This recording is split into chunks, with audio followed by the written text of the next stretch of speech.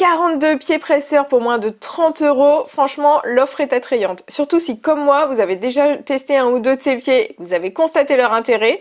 Mais est-ce que ça vaut vraiment le coup? Je teste ça aujourd'hui. Vous vous souvenez que j'avais acheté cette boîte en France. C'est dans mon haul couture qui est sorti il y a 2 semaines. Tout ce que j'ai rapporté dans ma valise de France. Vous êtes nombreuses à m'avoir demandé mon retour sur les pieds presseurs. C'est aujourd'hui que ça se passe. Pour ceux qui me découvrent, je suis Charlène et cette chaîne est dédiée surtout aux débutants. Je publie des tutos et des bilans couture qui sont tous destinés à vous inspirer et à vous faire progresser en couture. Abonnez-vous à la chaîne pour la soutenir et pour ne rien rater. Je vous conseille fortement de vous inscrire au Club Couture de Charlène. Pourquoi? Parce que le Club Couture, c'est tous les gens qui reçoivent ma lettre du mercredi dans laquelle ils reçoivent la vidéo de la semaine et puis de l'inspiration et des astuces couture, tout ça pour vous inspirer. Donc pour faire partie du club, c'est très simple, il faut cliquer dans la description de cette vidéo sur le premier lien. Alors, ce coffret est-il 100% utile? On se doute que non. Est-il vraiment cheap? On va voir ça. Alors le problème avec ces pieds, c'est qu'on est vite noyé dans la quantité, même avant d'acheter, quand on regarde, on se dit oula, à quoi ça sert? Il y en a un ou deux qu'on voit bien et dont on devine qu'ils vont bien nous servir, et dans ce cas on se dit bon bah allez, au vu du prix, j'achète tout puis on verra bien. Et puis le risque en fait c'est que c'est livré sans notice, les noms sont en anglais, donc le risque principal c'est qu'on va mettre ça dans un tiroir et puis on va servir des 2-3 qu'on avait repérés sans utiliser tout le potentiel de la boîte. Et c'est normal en fait parce que ça prend du temps d'aller voir à quoi sert chaque pied, d'aller faire une traduction vers le français déjà, puis après de voir à quoi ça sert, quel est l'intérêt et surtout comment je m'en sers. Donc ça tombe bien, j'ai fait quelques recherches pour vous et donc j'ai catégorisé ces pieds presseurs parce qu'au début moi-même j'étais un petit peu perdue dans cette quantité de pieds, mais j'ai réussi à faire 4 catégories que je vais vous présenter tout de suite. Justement pour la traduction des noms en français, je vous prépare tout un document que j'attacherai dans la prochaine lettre du Club Couture, dans les 2 prochaines lettres. Et puis si malgré tout vous loupez ce document dans la lettre, vous pourrez toujours par la suite m'écrire un mail à tutocharlène@gmail.com pour que je vous envoie ce document. L'adresse mail, je vous la remets dans la description de cette vidéo. Première catégorie, on commence fort, on parle des pieds qui ne vont me servir à rien. Pourquoi? Parce que ce sont des pieds qui font double emploi avec les pieds qui sont déjà livrés dans ma machine. Donc probablement que si vous aussi vous avez une machine, donc moi c'est une Brother MS4 qui ne se fait plus du tout, mais qui est l'ancêtre de la FS40 en gros. Donc je pense que si vous avez un modèle qui est équivalent de la FS40, vous non plus, ça ne va pas vous servir à grand chose. Je vais vous montrer pourquoi. C'est l'occasion de revenir un petit peu sur les pieds qui sont donnés avec la machine et si vous avez une Brother FS40 ou quelque chose d'équivalent, vous avez à peu près les mêmes que moi. Peut-être que vous en avez un petit peu moins si vous avez un modèle inférieur, si vous avez une Singer ils sont un petit peu différents. Mais enfin je vous présente en gros ceux qui sont à peu près pareils. Donc on a le pied d'habitude, c'est-à-dire celui par défaut, le pied standard. Donc ils appellent ça le pied standard. Donc ça c'est le pied standard. Il permet de faire pas mal de choses. Il a des repères, donc là c'est le repère de quand on pique au point par défaut. Donc par défaut, l'aiguille pique avec l'aiguille est à gauche quand elle pique. Après on peut choisir de la mettre au centre. Si vous avez une machine vraiment basique, souvent on peut pas vraiment choisir, ça pique au centre. Donc au niveau de ce repère-là. Le petit hic, je dirais, par rapport à nos mesures, c'est que ce sont des mesures en pouces et que ces pieds presseurs ont plein de repères super intéressants, mais ils sont basés sur les pouces. Donc ce qu'il faut savoir, c'est qu'un quart de pouce, ça fait à peu près 6,35 je crois millimètres. Donc on est plutôt sur à peu près 7 mm. Donc ça peut servir de repère quand on a 7 mm de marge de couture à laisser. On va avoir pas mal de repères disponibles. Par contre, quand on veut faire 1 cm, c'est pas tout à fait nickel. Pourquoi? Alors moi je prends quand même le bord du pied comme ça comme repère. Donc je mets mon tissu à peu près au bord du pied. Mais je sais que le bord du pied, c'est pas tout à fait 1 cm. Si mon aiguille pique à gauche, là j'ai 1 cm et 1 mm à peu près. Donc il faut juste le savoir et puis pas mettre complètement notre tissu au bord si on veut. Et puis on n'est pas vraiment à 1 mm près la plupart du temps. Donc ça sert quand même beaucoup.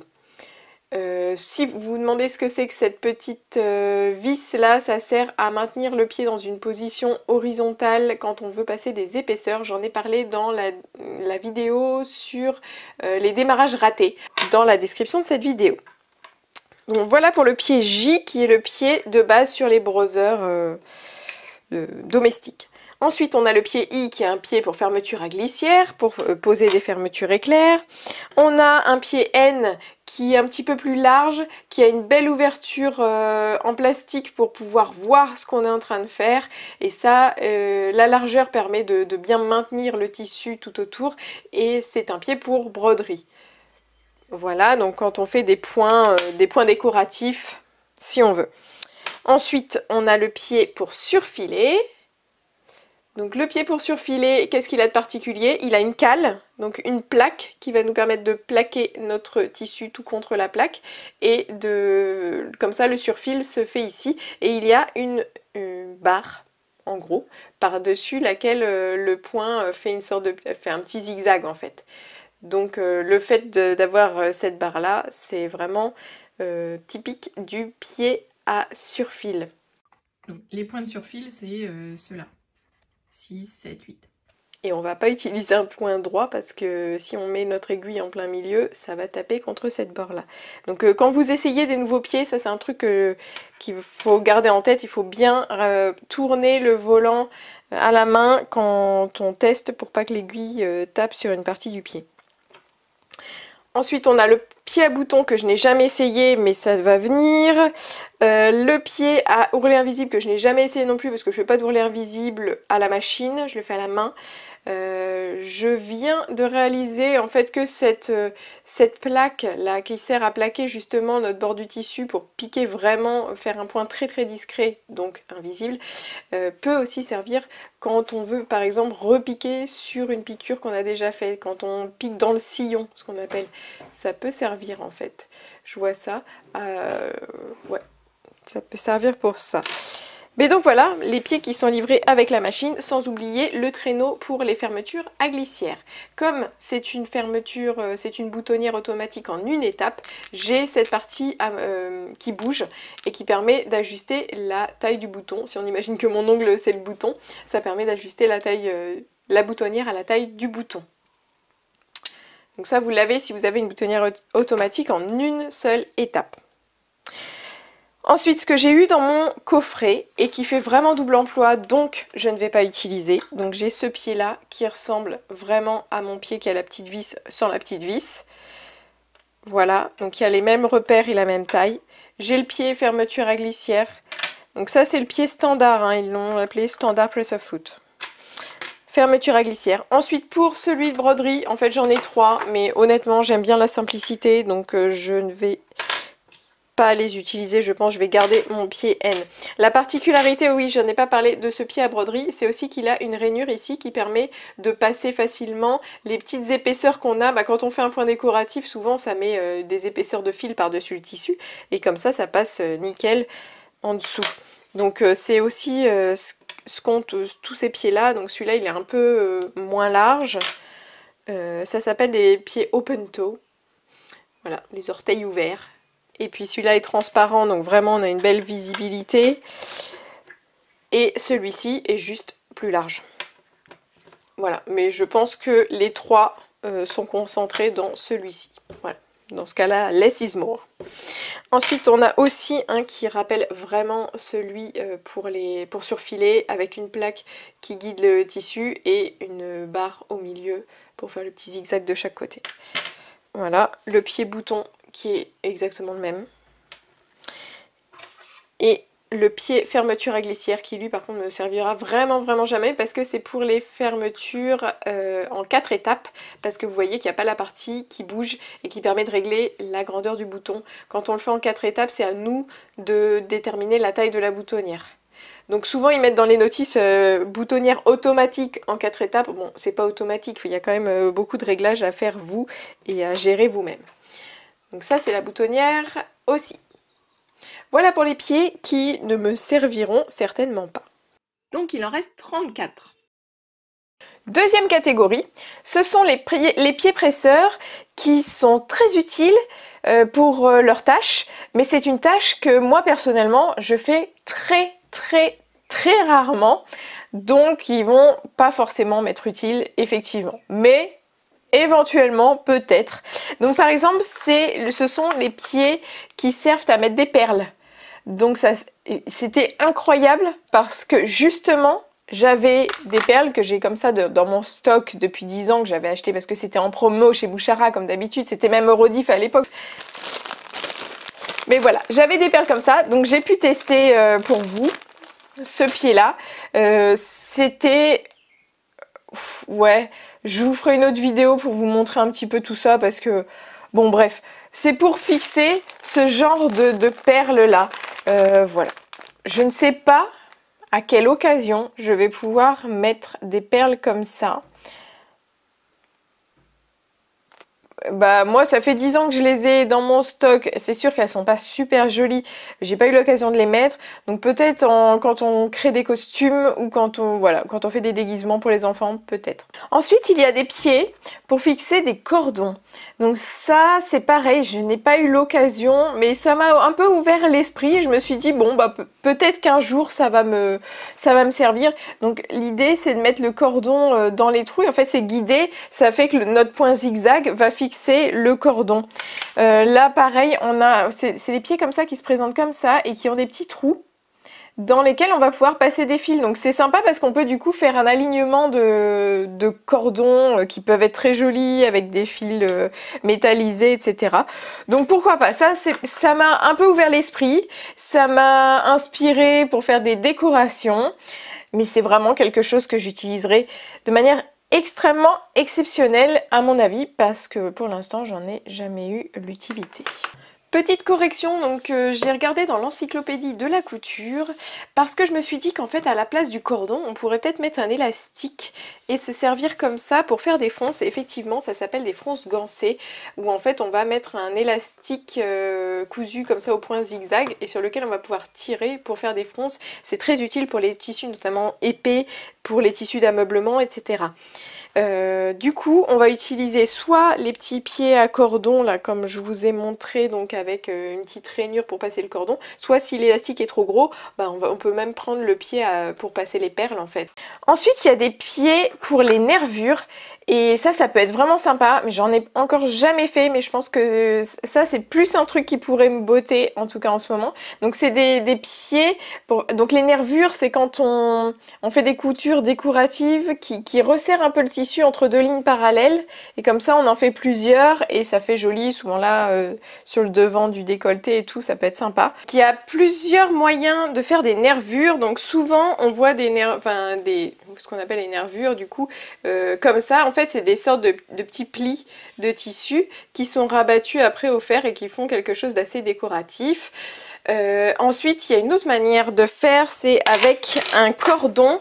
En fait ça va nous permettre de faire, au lieu de faire un pli plat comme ça va être en fait comme un petit boudin qui va être pris à l'intérieur. Donc le cordon on va le mettre sous le tissu.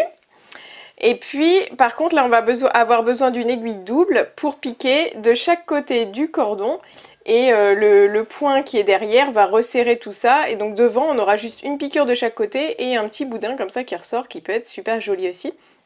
Et je pense que le pied est davantage adapté à ce genre de technique avec l'aiguille double et le petit cordon en dessous, parce que vraiment là du coup les petits boudins formés par les cordons vont vraiment s'insérer dans les rainures et on va réussir à faire quelque chose de bien parallèle. Si on a des nervures comme ça à base de plis à faire, souvent on a ça dans les blouses, tout ça, ça fait super joli. Peut-être que vaut mieux les tracer et les faire à la main. Alors j'ai essayé moi effectivement d'utiliser ce pied, donc pas forcément le pied celui-ci parce qu'il y en a deux largeurs différentes de rails, donc forcément j'aurais pris celui-ci où le rail est un petit peu plus grand, mais en vérité il faudrait des rails plus grands quand même. Voilà, il faudrait vraiment un rail un peu plus plat et un petit peu plus large pour utiliser avec ça. Donc ça dépend vraiment des nervures qu'on va faire. Pourquoi pas. Ensuite, on a ce pied qui permet de poser des rubans et en anglais, ils appellent ça pose tresse. Alors moi, j'ai essayé de poser des tresses et bon, ça n'a pas donné quelque chose de très satisfaisant parce que du coup, c'était tout plissé. Par contre, j'ai essayé avec un ruban. Je vais vous montrer les images pour coudre, c'est assez simple. Et voilà, mon ruban faisait pile poil la taille du trou. Alors forcément, on peut pas faire des rubans beaucoup plus larges, c'est pas possible. Peut-être plus fin. Effectivement, mais là en fait le fait de l'avoir vraiment à la bonne largeur, donc parce que on le fait sortir de ce trou là, ça permet vraiment de guider très bien, il n'y a pas de zigzag possible, donc c'est pas l'idéal de le faire avec du satin, mais avec un ruban coton ça peut être sympa. J'ai aussi essayé avec voilà, de la vague comme ça, et les points sont pas réguliers, et pareil j'ai des fronces. Donc voilà, c'est un premier essai, il faut s'adapter, il faut trouver la technique et peut-être chercher comment faire aussi sur internet, etc. Enfin voilà. Donc c'est une possibilité, mais je pense pas que je vais m'en servir très souvent. Alors ça c'est un pied à franges, parce qu'il y a une sorte de petite lame au-dessus qui va permettre vraiment, quand on fait un zigzag, en fait ça va maintenir les fils très amples, et avec cette ampleur on va pouvoir faire des petites franges. C'est pareil, ultra spécifique, mais ça peut permettre, j'ai pensé à ça, peut-être quand on veut faire un lion par exemple pour les enfants, on peut faire la crinière du lion, on va faire un petit point comme ça tout autour, et après on fait ressortir les petits fils.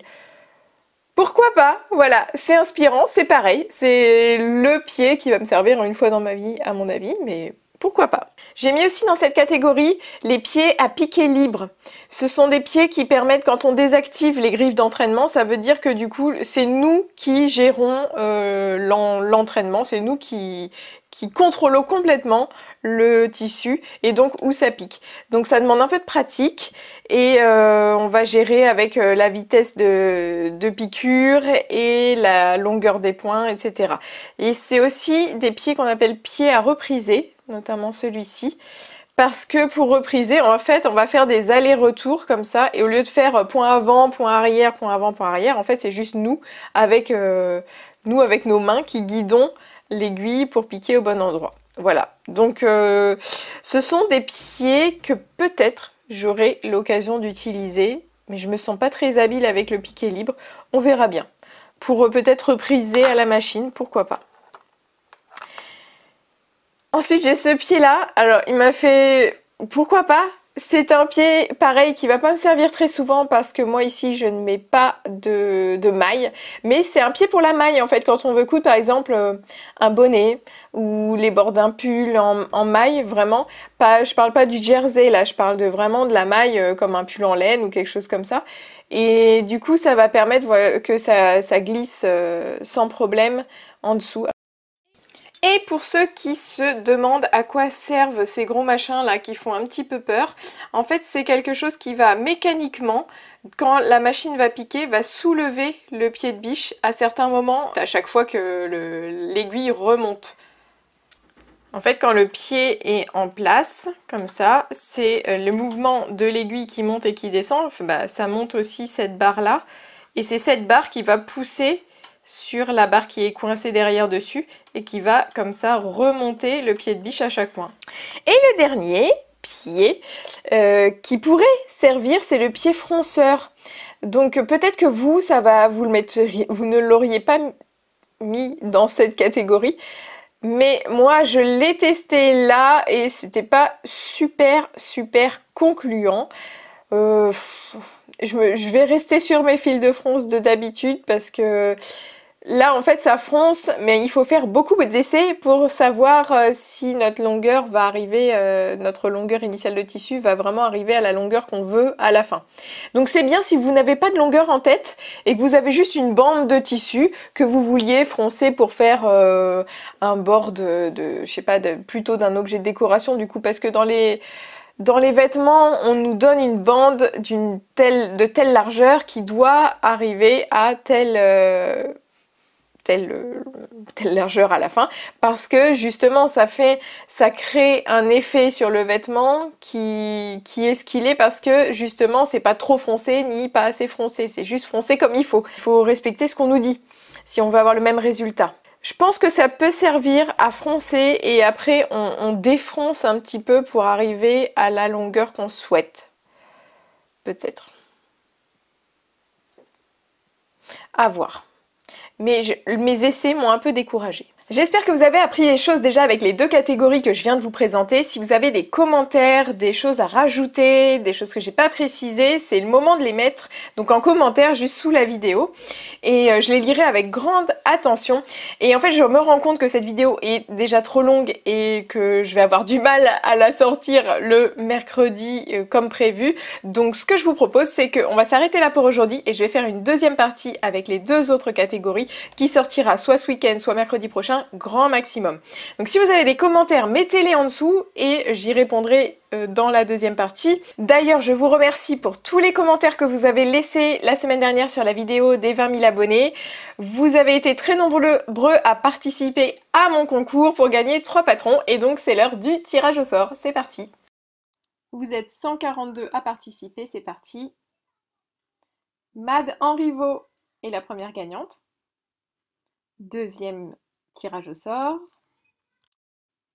Les gagnantes, écrivez-moi un mail pour me donner votre adresse. La deuxième, c'est Tite Choupinette. Et la troisième, c'est Sylvie Poulain.